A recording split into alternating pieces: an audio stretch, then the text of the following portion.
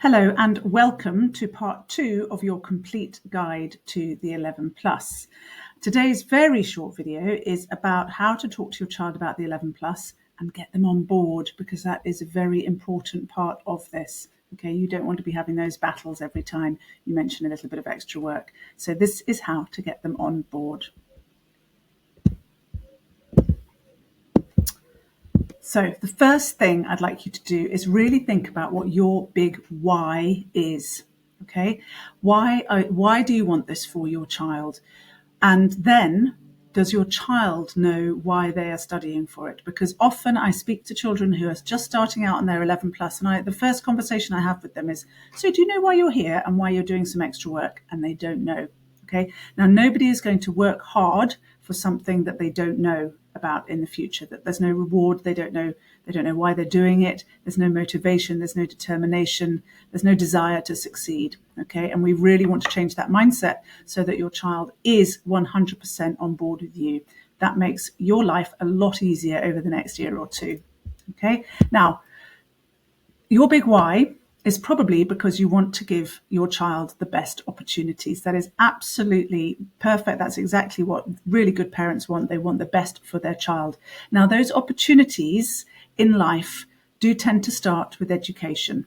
Okay, so you need to explain that to your child. We'll come to that in just a second.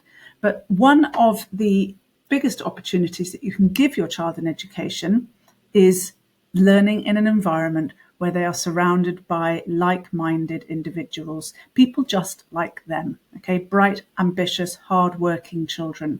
And that may not necessarily be the case at their current primary school, because if you have a bright child, they are likely to be in a big group of children, maybe 30 plus kids in a class, and that poor teacher who try as they might, obviously I am one, huge respect for all the teachers, but it is very difficult to cater for all of the most able children when you've got some very average or even struggling children in that class. So your child might be coasting in middle gear and not reaching their full potential, which is heartbreaking for you to see, but also quite frustrating and boring for them to learn in. So maybe have a chat with them about what these other schools are like and what the learning environments might be like, other bright, hardworking, ambitious students in those selective schools, because of course they've all done the exam, they've all passed the exam. So they are all working to a much higher, faster, more able level. Okay, so that's a really important thing to discuss with your child, because you might find also, as I said, that they're not particularly enjoying their schoolwork because they're a bit bored, they're not being stretched, they're not being challenged, and you're also not seeing their full potential. And as I mentioned at the beginning, you know that good school results lead to good GCSE results and A-levels and on to university. You know what that leads to in the future. But does your child know that? And it's really important that you communicate that with your child. Think about the future. Talk to them about the future. Most children I speak to, and I've spoken to literally hundreds of thousands in my career, they're beautifully, blissfully, ignorantly, naively blinkered from anything past primary school. So just open their eyes up to what is available to them and how to get there. Looking to the future, looking to a job, if they want to be a vet or a doctor, an astronaut, how might they get there? And they've got to know that good school results now lead to those good jobs in the future. There's a few steps along the ladder, but that it all starts now.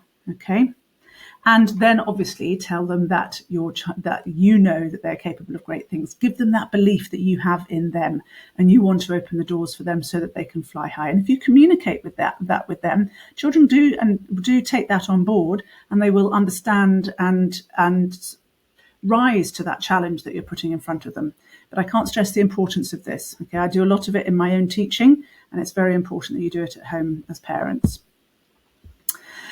And then once you've made that decision, you've got them on board with it, take them to schools, look at websites together, talk to current parents and children, sorry, I just moved myself down there. So go and see the schools if you can. A lot of grammar schools don't allow you to go to open days until you've got a place, but there's no reason why you can't look at the website together, go and visit people that are already there, talk to current parents. And if you can, maybe even if there's no open days, call and arrange a visit, see if you can. They might well show you around. Certainly independent schools will do that.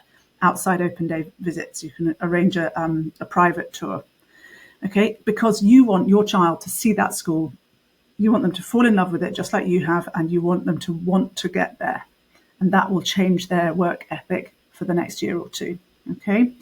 Importantly, find something that lights your child up. So if they're mad about art, then show them the school with a really good art department. If they're sports mad, football mad, take them and show them the football pictures so that they can see what is possible for them. All right. And then this bit here, praise the effort and not the result. If you've got a bright child, then they are already doing well at school, but you feel that they've got a little bit more to give. As I said before, that they're maybe in sort of middle gear, they're not quite giving their all. This will unlock the rest of it. It's like their turbo boost, if you like. Praise the effort and not the result. So if you're constantly telling your child that they're brilliant, perfect, amazing, brilliant, then they will learn to believe that mediocrity, sort of middle of the road, is enough.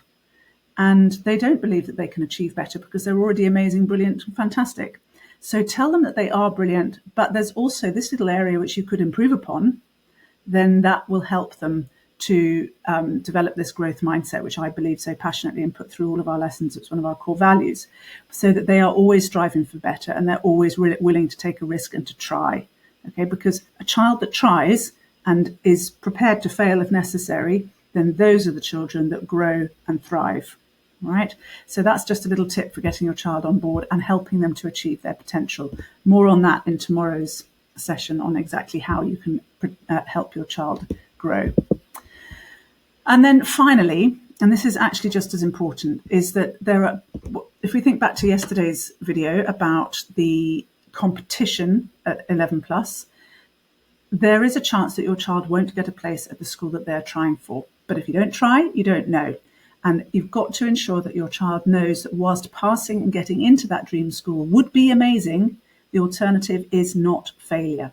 Okay, the very process of doing the 11 plus preparation will set them miles above anybody else in their future classes, so they will fly high no matter where they go to school. All right, it's about the process and the journey as much as it is about the final destination. Now, what I mean by that is that in doing this extra study, in working in an accelerated curriculum way ahead of their school peers, they will develop a confidence that they don't have yet.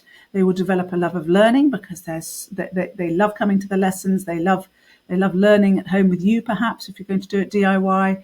They love that whole idea of learning more than their peers are learning. And they go into school and they already know it. All right. And they also have study skills because they've done independent work. They've done work outside the classroom. And that is what will set them up for success in their secondary schools, at their universities or further education, and actually in their lifetime. And it starts now in year 4 or year 5. So that's really, really important, is to realize that this 11 plus preparation is about the process and the journey as much as it is about the end result. The end result is amazing. It's the cherry on the top, and it is exactly what we're all striving for. But this is super important, and it's important that your child knows that as well. Okay, that they're not just learning for an exam; they're learning to better themselves and develop themselves as people and as learners and academically. Okay, so in part 3 tomorrow, I'll tell you all the nitty-gritty info you need. So exam boards, best books, websites, online platforms, so that you can do it yourself at home. Okay, I've been teaching for over 20 years, and I've been preparing children for 11 plus, 7 plus, 13 plus for most of those years. And so I know what works. I know the exam boards. I know the best books and the best websites and platforms that you need. And I'm going to share my top recommendations to you in tomorrow's little video. Okay, so look out for that. Look forward to seeing you then. Take care.